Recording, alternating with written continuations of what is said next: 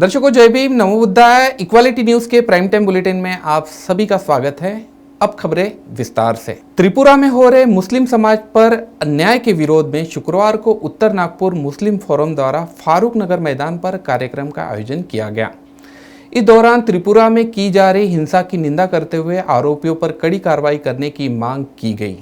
देश भर में इन दिनों त्रिपुरा में मुस्लिम समुदाय के साथ किए जा रहे अन्याय व अत्याचार के खिलाफ प्रदर्शन किए जा रहे हैं। इसी कड़ी में नागपुर के फारूक नगर मैदान पर शुक्रवार को उत्तर नागपुर मुस्लिम फोरम द्वारा त्रिपुरा की घटना की निंदा की गई। मुस्लिम समुदाय ने इस दौरान दोषियों पर कड़ी कार्रवाई कर मुस्लिम समाज को न्याय देने की मांग की। वहीं इस दौरान मुस्लिम समुदाय के लोगों ने आरोप लगाया कि कुछ जातिवादी शक्तियां जानबूझकर मुस्लिम समाज को निशाना बना रही है। यही नहीं, मुस्लिम समुदाय के धार्मिक स्थलों को निशाना बनाया जा रहा है, उन्हें जलाया जा रहा है, जबकि त्रिपुरा सरकार इस पर खामोश बैठी है और मामले को दबाने का प्रयास कर रही है। इसी कारण इस कार्यक्रम के दौरान इस हमले की निंदा कर दोषियों के खिलाफ कड़ी कार्रवाई करने की मांग की गई। जो ये प्रोटेस्ट का कार्यक्रम यहाँ पर फारूक नगर मैदान में रखा गया है, इस कार्यक्रम का मकसद सिर्फ एक है। जिन लोगों ने त्रिपुरा में जो ये घटना की, मुसलमानों के साथ में जुल्म, सितम और अत्याचार किया है, हमारा मकसद ये है कि उन लोगों पर कानूनी कार्रवाई होनी चाहिए और उन लोगों को अंदर किया जाना चाहिए, क्योंकि उन लोगों ने ये जो वाहियाताना काम किया है, जो मुसलमानों की मसाजिदों को जलाया है, मुसलमानों के घरों को जलाया है, मुसलमानों के ऊपर में जुल्म, सितम और अत्याचार किया है। हमारी मुक़द्दस किताब जिसे हम कुरान शरीफ कहते हैं, उस मुक़द्दस किताब जो हमारे लिए बहुत अहमियत रखती है, उस मुक़द्दस किताब को जलाया है। इसकी हम सरेआम निंदा करते हैं। महाराष्ट्र की आर्थिक राजधानी मुंबई में बॉलीवुड एक्टर शाहरुख खान के बेटे आर्यन खान ड्रग केस में मंत्री नवाब मलिक के आरोप से घिरे नारकोटिक्स कंट्रोल ब्यूरो यानी एनसीबी के जोनल डायरेक्टर समीर वानखेड़े पर गाज गिरी है। आर्यन खान से जुड़े ड्रग्स मामले में जांचकर्ता से हटा दिया गया है। वहीं समीर को आर्यन खान का केस समीर वानखेड़े से वापस लिए जाने पर नवाब मलिक ने शुक्रवार को कहा कि ये तो बस शुरुआत है, अभी तो और बहुत कुछ होना बाकी है। दरअसल एनसीबी ने क्रूज ड्रग्स मामले और 5 अन्य मामलों को समीर वानखेड़े के नेतृत्व वाली एजेंसी के मुंबई जोन इकाई से ले लिया है और उनकी जांच की जिम्मेदारी दिल्ली हेडक्वार्टर में ट्रांसफर कर दी गई है। सूत्रों के मुताबिक वानखेड़े की जगह आईपीएस अधिकारी और एनसीबी की उप महानिदेशक संजय सिंह को नियुक्त किया गया है। अब तक यह जांच एनसीबी मुंबई के निदेशक समीर वानखेड़े कर रहे थे। समीर वानखेड़े के नेतृत्व में ही पिछले महीने 2 अक्टूबर को मुंबई से गोवा जा रहे क्रूज कार्डेलिया पर रेड मारकर आर्यन सहित कुछ अन्य लोगों को गिरफ्तार किया गया था।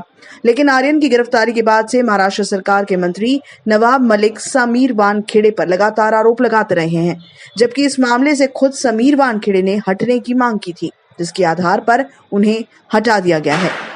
ऐसे कयास लगाए जा रहे हैं।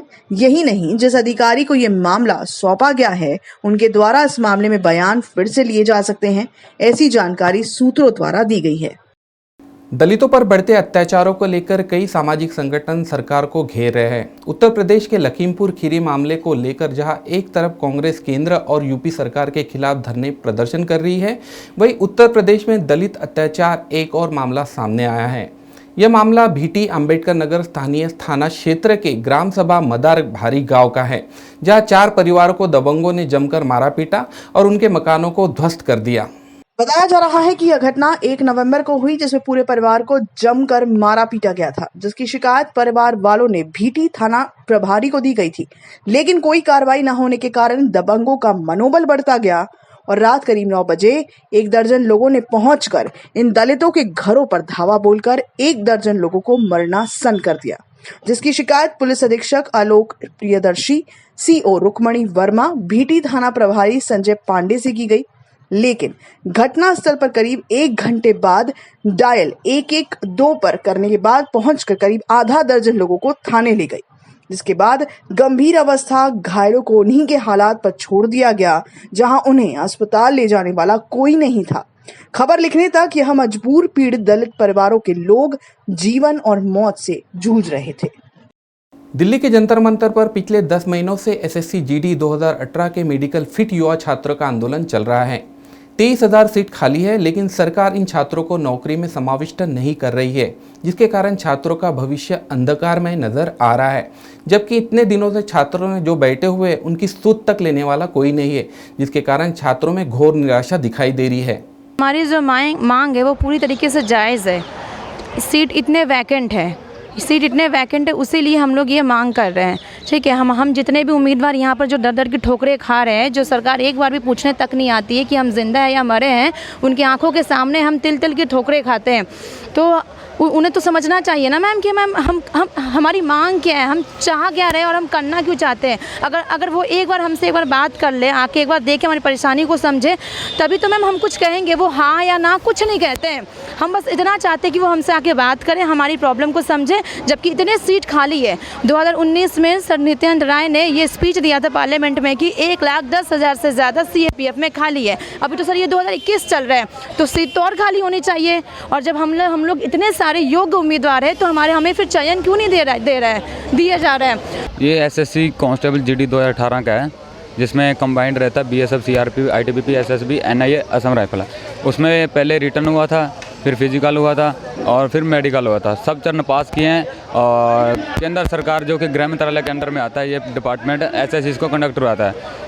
आधों बंदों को अपार्टमेंट किया इन्होंने और आधों के इस तरह से रोड पे छोड़ रखा है पिछले 10 महीनों से। उसी की मांग को लेकर हम पिछले 10 महीनों से उसी मांग करके जोनिंग हमारी करवाई जाए, ये इस केंद्र सरकार से हम अनुरोध कर रहे हैं। देश में डीजल और पेट्रोल के दाम कम जरूर हुए हैं, बावजूद इसके आम लोग अब भी काफ़ी परेशान हैं। आखिर जनता की क्या परेशानी है और बढ़ते पेट्रोल और डीजल के दामों को देखते हुए जनता कितनी त्रस्त हो चुकी है, आइए जानते हैं जनता की जुबानी। अच्छा सर, पेट्रोल पे दाम बढ़ रहे हैं, क्या कहना है सरकार से? सरकार से यही कहना है, पेट्रोल के दाम तो बढ़ रहे हैं। अभी तो गवर्नमेंट ने 4-5 रुपये डाउन करा है, लेकिन इससे कोई फ़र्क नहीं पड़ा है किसी भी बंदे के ऊपर।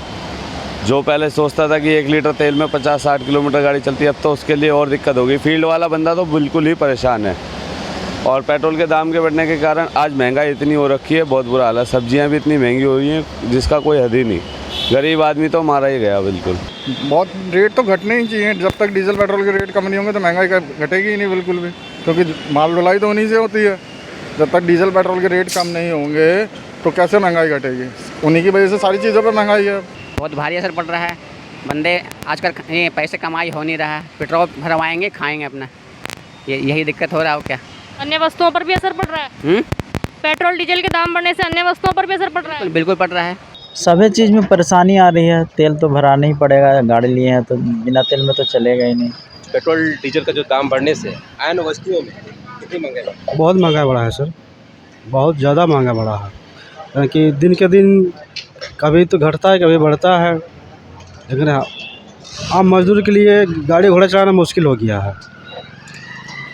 अगर कोई सोचता है कि चलो भाई गाड़ी लेके हम चलाएं, पॉसिबल नहीं है। हम लोगों की ज़िंदगी में क्या असर डाला है सर? यही है सर, जैसा चल रहा है बस वैसे ही चलेगा। आपका क्या कहना है, क्या सोच रहे हैं? ये सोचना ही है कि ये सब खत्म हो। तो इक्वालिटी न्यूज़ के प्राइम टाइम में आज इतना ही। आपसे कल फिर मुलाकात होगी, तब तक के लिए बने रहिए इक्वालिटी न्यूज़ के साथ। जय भीम, नमो बुद्धाय।